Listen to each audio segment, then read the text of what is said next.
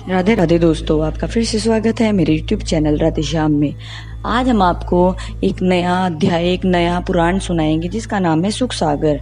वो सुनाने से पहले मेरी आप सबसे विनती है कि आप मेरे चैनल को लाइक, सब्सक्राइब और शेयर करना ना भूलें, ताकि हम आपके लिए अच्छी अच्छी पुराने ला सकें। राधे राधे। राधे राधे दोस्तों, आपका फिर से स्वागत है मेरे YouTube चैनल राधे श्याम में। आज हम आपको आगे की कथा सुनाएंगे।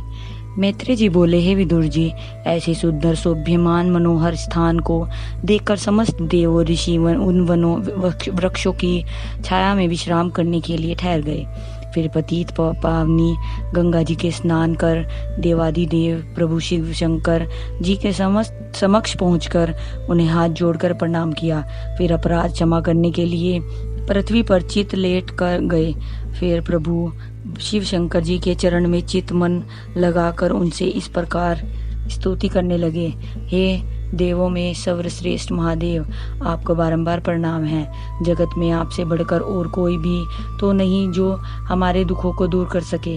हे देवादि देव, हम देवताओं ने अपनी दुर्बुद्धि का फल पा लिया है, इसलिए हे दया निधान हम पर कृपा करिए, प्रभु प्रसन्न होइए।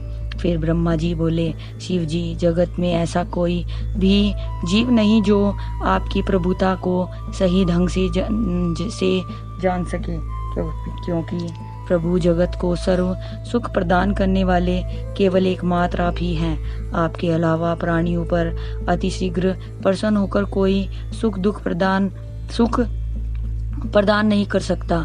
इसलिए इन देवों का अपराध क्षमा कर दक्ष प्रजापति के यहाँ चलिए और उसे फिर से जीवित करके यज्ञ को विधि पूर्वक संपन्न कराइए। हे प्रभु शिव शंकर, आज से यज्ञ में जो विशेष हवि होगा वही आपका भाग होगा। सो प्रभु आप कृपा करके देवताओं को साथ लेकर दक्ष के यहाँ चलिए, तथा मैं भी शीघ्र ही प्रभु श्री हरि विष्णु जी को अपने साथ लेकर आ रहा हूँ। ब्रह्मा जी के मुख से यह सुनकर प्रभु शिव शंकर जी हंसकर बोले, हे ब्रह्मा, सती के शरीर त्यागने पर हमको बहुत क्रोध आ गया था। सो अब आपके वह इन समस्त देवों के स्तुति करने पर हम प्रसन्न हुए।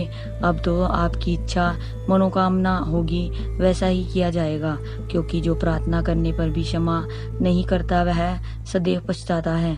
मैत्रेय जी बोले, हे विदुर जी, जब समस्त देवों और ऋषियों के साथ देवादिदेव महादेव शिव जी और प्रभु श्री हरि विष्णु जी के साथ ब्रह्मा जी दक्ष के यज्ञ में पहुंचे तो सर्वप्रथम उन सब देवों के जिनके महाबली वीरभद्र ने अंग भंग कर दिए थे, प्रभु शिव शंकर ने अपनी कृपा से ठीक कर दिए। फिर उनके पश्चात यज्ञशाला में को उसी तरह सुंदर बना ऋषि भृंगु के बकरे की दाढ़ी लगा दी।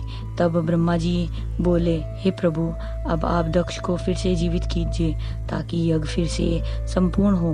ब्रह्मा जी की बात सुनकर शिव जी बोले, हे ब्राह्मण, दक्ष का पहला फल सिर तो हवन की अग्नि में जलकर भस्म हो चुका है। यदि आप उसके बकरे का सिर लगवा कर दोबारा जीवित करना चाहे तो जीवित किया जा सकता है।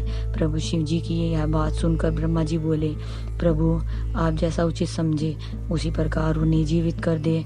फिर ब्रह्मा जी के कहने पर प्रभु शिव जी ने दक्ष के निर्जीव धड़ को बकरे का सिर लगाकर पुनः जीवित कर दिया। प्रभु शिव शंकर जी से दोबारा जीवन पाकर दक्ष ने शिव जी की स्तुति की तो उनके मुख से बकरे की आवाज बै बै बै बै के आवाज अलावा कुछ नहीं निकला।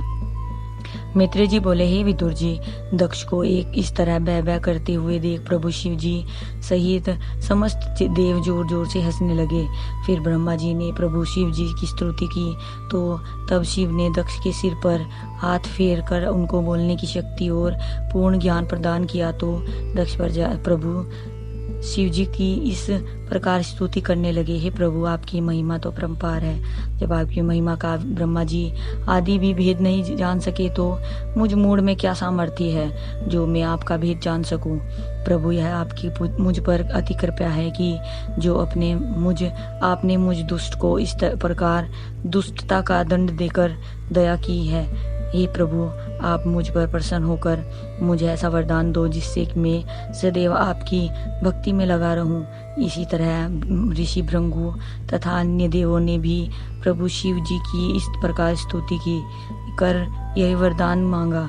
तब शिव जी ने प्रभु प्रसन्न होकर सबको कहा, ऐसा ही होगा।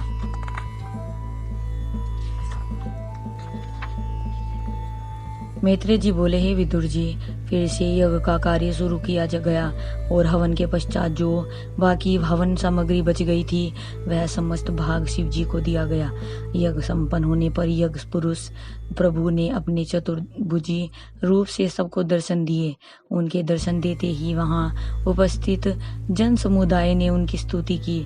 फिर उन्होंने सबको मन इच्छा वरदान प्रदान देकर कहा, हे उपस्थित गणों, ब्रह्मा विष्णु और महेश यह मेरे ही रूप हैं। जो मनुष्य इनका अपमान करता है उनको स्वप्न में भी सुख प्राप्त नहीं होता। इसलिए आप सब लोग इन तीनों ब्रह्मा विष्णु और महेश की सच्चे मन से सेवा करोगे तो इस जगत में समस्त सुखों को प्राप्त कर अंत में मोक्ष प्राप्त करोगे। मैत्रेय जी बोले, हे विदुर जी, इस तरह सबको मन इच्छा वर देकर यज्ञ पुरुष प्रभु अंतर ध्यान हो गए। और इसके पश्चात दक्ष प्रजापति ने प्रभु शिव शंकर, ब्रह्मा जी व प्रभु श्री हरि विष्णु और समस्त देवों तथा अन्य समस्त उपस्थित गणों को यथा योग्य आदर सत्कार, पूजा और स्तुति कर विदा किया।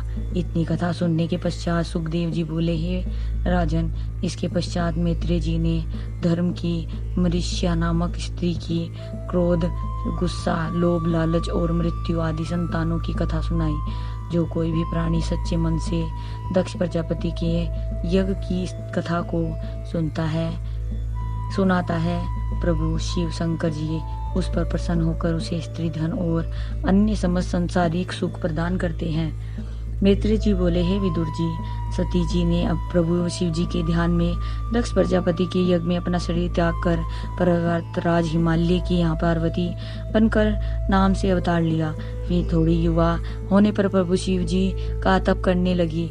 एक दिन की बात है, जब पार्वती जी शिव जी के लिए कठोर तप कर रही थी तो देव ऋषि नारद जी उधर से जा रहे थे। उन्होंने पार्वती जी को तप करते हुए देख उनकी परीक्षा लेने की सोची और पार्वती जी से बोले, हे पार्वती, तुम इतना कठोर तप क्यों कर अपने तन को कष्ट दे रही हो। देव ऋषि नारद जी को वहां देखकर और उनकी यह बात सुनकर पार्वती जी ने उन्हें हाथ जोड़कर प्रणाम किया और बोली, आज की कथा में ही समाप्त करते हैं, आगे की कथा आपको कल सुनाएंगे। राधे राधे राधे राधे राधे राधे। जय श्री कृष्ण, जय श्री कृष्ण, जय श्री कृष्ण। ओम नमः शिवाय। अगर आपको मेरी वीडियो अच्छी लगी तो बेल आइकन दबाना ना भूलें ताकि आपको मेरे आने वाली वीडियोस का नोटिफिकेशन मिलता रहे। धन्यवाद। ओम नमः शिवाय।